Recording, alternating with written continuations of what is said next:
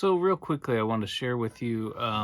This is a book kind of on productivity that I've been listening to in the mornings on my commute to work.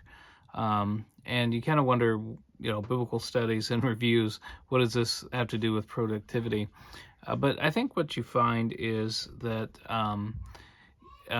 when you're trying to find time to study, like we have uh, 4 children, and we're in the process of moving, and so you really have to be intentional about the things that you do if you're going to find time to do things that are meaningful and important.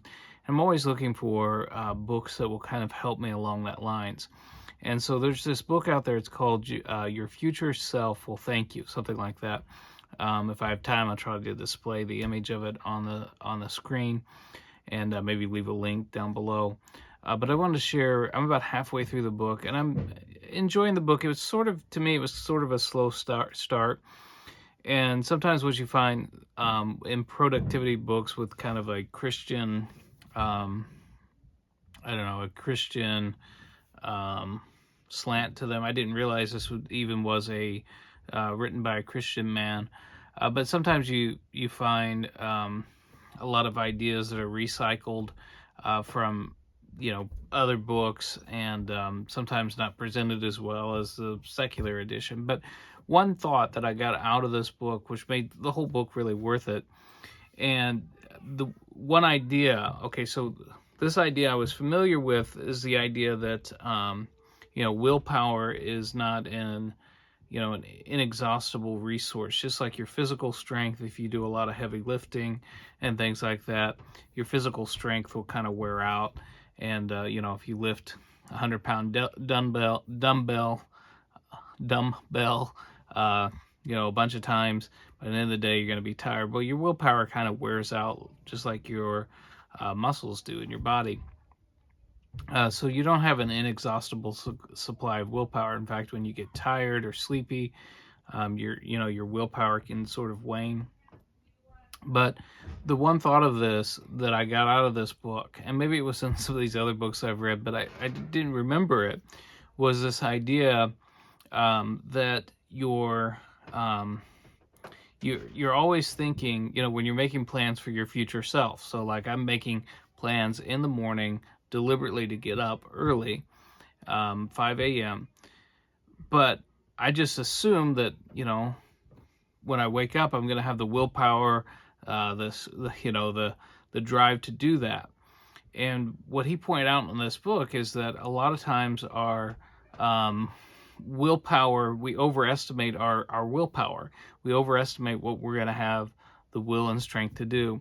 So he said, what you have to do is start planning in order to allow for the fact that you just might not have the willpower to do it. So as silly as this might sound, I really don't have to be up at 5 in the morning. But what I've done is, because I know that it's going to be difficult to get up at 5 in the morning, I've made it as easy as possible. So all my clothes are all put together, down to my socks, to my belt. All I've got to do is grab that hanger, go to the bathroom, take a shower, and it can all be dummy proofed. I don't have to hunt for different things. It's just to make everything easy. My Keurig machine is ready to go. So basically what I've done is I've removed all the friction that I possibly can in anticipation of the fact that at 5 in the morning, tomorrow morning, I'm just probably not going to be in the mindset to try to think all this stuff through or even have the will or desire to do it. So I've sort of tried to streamline it and make it easy for my future self. And this is one of the things he discusses in this book, is trying to figure out ways to plan ahead and to realize that you're not going to have as much willpower as you think you will in the future. So you need to make kind of dummy proof in your plans for in the morning. So that's just one thing that I wanted to share with you.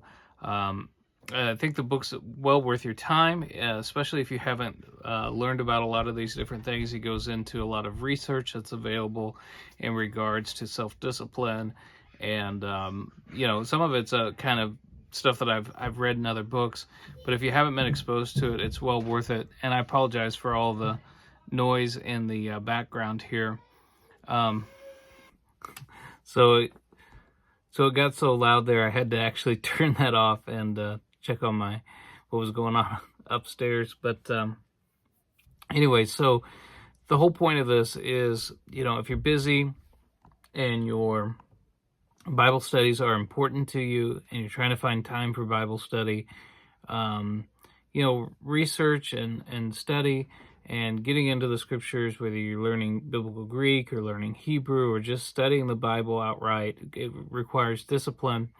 And books like this, productivity books, are actually sometimes can be helpful in regards to disciplining yourself, understanding, we're not only are we a spirit, a soul, but we're also a body, and understanding how this flesh can be so resistant, and understanding that we have an adversary, which is the devil, but our flesh, our natural inclinations work against us, and sometimes knowing some things about how we work physically can help us to. I laugh because I'm hearing noise again, but that's okay.